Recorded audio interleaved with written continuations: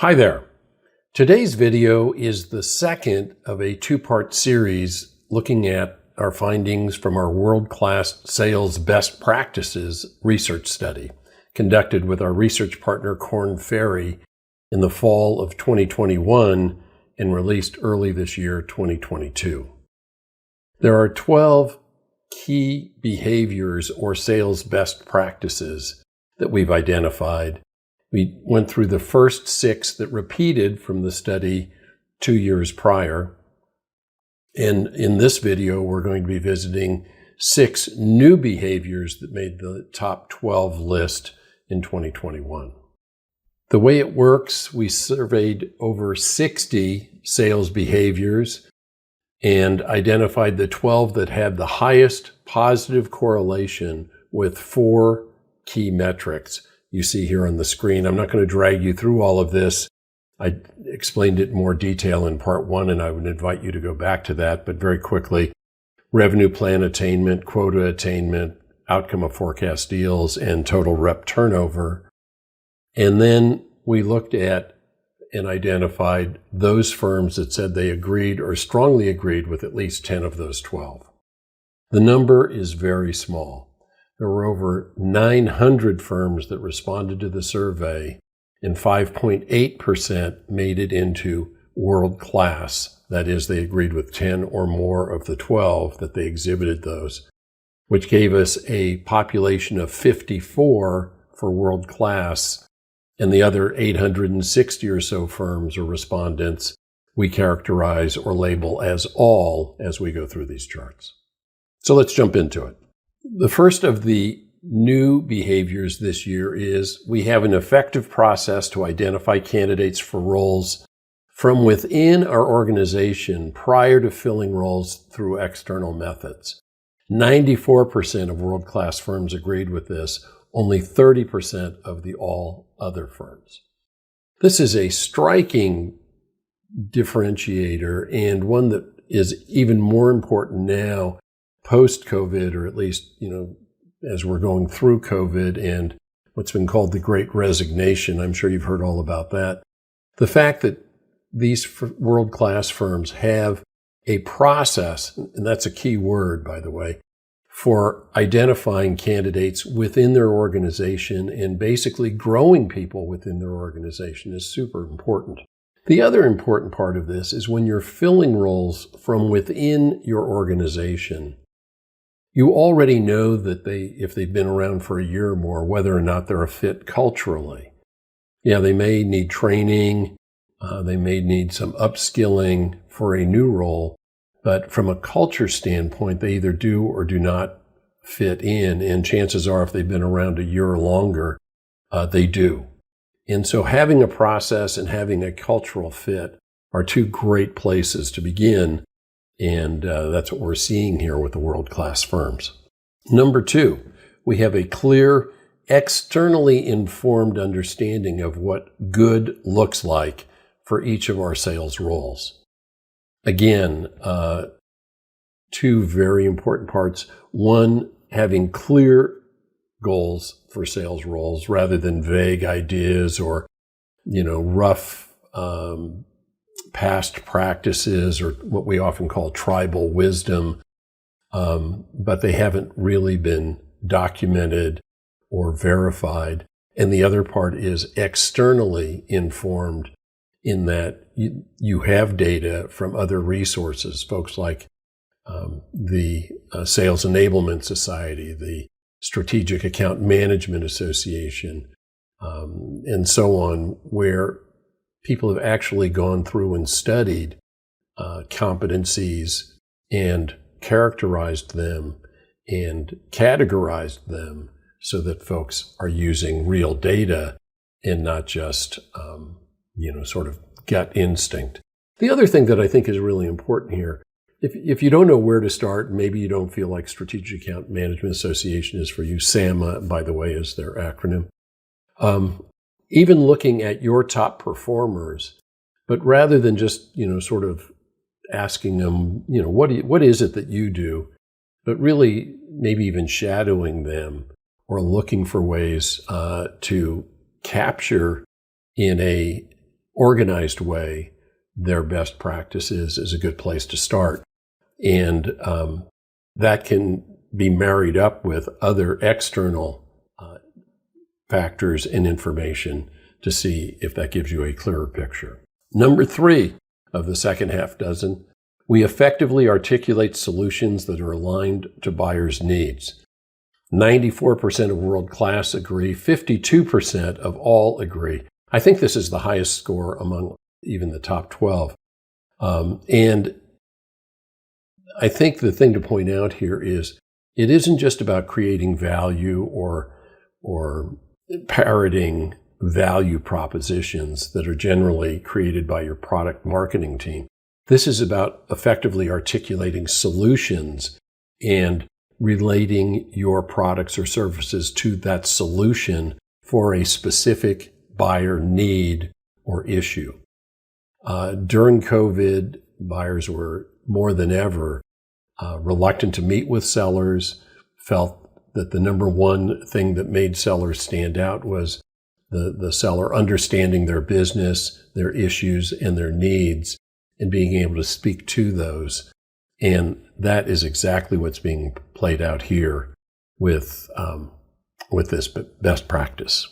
Number 4, our sales organization is highly confident in our CRM data.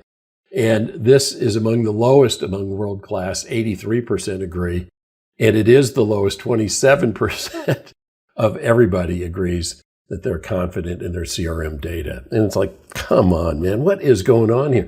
CRM has now been around for over 30 years. And the fact that people still lack confidence in their data speaks volumes to user adoption, consistent use, consistent definitions, and clear processes so that people are recording things in the same way or in a consistent way, an agreed upon way, and being able to manipulate that data and analyze it to learn things. And when you don't have that, basically everybody's relegated to their own experience. You don't have accelerated learning. You don't have group learning. So it to me is disappointing at best to see these low numbers at this point in the CRM journey. And you'll see as we get into the next couple of behaviors why that's so important. And here it is. We use analytics to measure and predict sales performance. Well, guess what? The analytics are based on the data. And if you don't have confidence in the data, it's going to be very difficult to have confidence in the analytics or the predictions coming from that. And not only is that difficult here, 91% agree in world class, 37% of all. So you can see it's, almost 3-to-1 here. The other thing that is really going to be more, it already is more and more part of the conversation and increasingly will be. And of course, that's AI, artificial intelligence for sales. And AI it requires huge volumes of data, not just your own internal CRM data, but third-party sources and other forms of data to analyze and predict. And if you don't have good CRM data to begin with, then you really have a very shaky foundation and probably are going to delay any sort of AI implementation. We have some separate reports on that. One of the things that comes up in that discussion is a thing called breakaway speed. Firms that have implemented AI for sales in one form or another, whether it's forecasting or lead gen, or, there are lots of areas where it can make a huge difference, renewals and so on. Firms that have implemented and have done so successfully for a year or 2 or 3, and we've got a couple of case studies on this. If you're interested, we can get them to you, where they're now so far out in front, even if somebody implemented the same AI solution today, they're going to be miles behind. And the term used for that is breakaway speed. And it's really a huge competitive advantage. Again, all of that is built on good data. And if you don't have good data, it's going to be very hard to have useful analytics or predictive analytics and beyond. And finally, our sales organization's internal culture is both diverse and inclusive. Super duper important as we go into the second half of 2022 and beyond. Jim and I are both in the Accenture Luminary program, and they talk about major trends that they're seeing globally.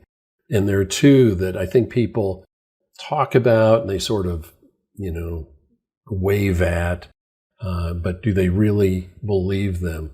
Are sustainability and DEI, diversity, equity, and inclusion. And the findings that are coming back from these global studies are that sustainability and DEI are the real deal, and they're here to stay. And we're seeing it increasingly. I've written a couple of articles on this. Again, if you're interested, let us know and we'll get it to you. But the younger folks coming into and already in the workplace are saying that these two things are super important to them. And in some cases are willing to take less money to work at firms that they know are diverse, equitable, and inclusive. 94% of world-class agree with this and say that they exhibit it. Interesting, this is one of the higher ones for all. 54% of the all group says they do as well. And I hope that's true. A lot of times with sustainability, they would say that they're kind of greenwashing. They're giving lip service to it. Similarly with DEI, they're saying a lot of the right things, but are they really doing them? It's really here to stay. And there are huge gains. Diverse organisms and organizations are more resilient. They're more resistant to being tipped over in times of change and uncertainty. And I think that speaks volumes to where we are right now. And in the current version of HBR, the current version being April of 2022 of the Harvard Business Review, one of the things that they're talking about is algorithms for hiring may be missing a lot of really great talent because of some of the criteria that are built into the algorithms. And in particular, they call out that people of color, people without degrees, but with great work experience and some others may just automatically be excluded. And you may be missing out on really great talent because your algorithms are, excluding them before you ever see them. So our sales organization's internal culture is both diverse and inclusive. That's a good one to keep an eye on.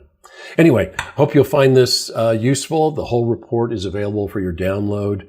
And again, invite you to look at part 1 to see the first repeating 6 world-class sales best behaviors. Take care. Thank you.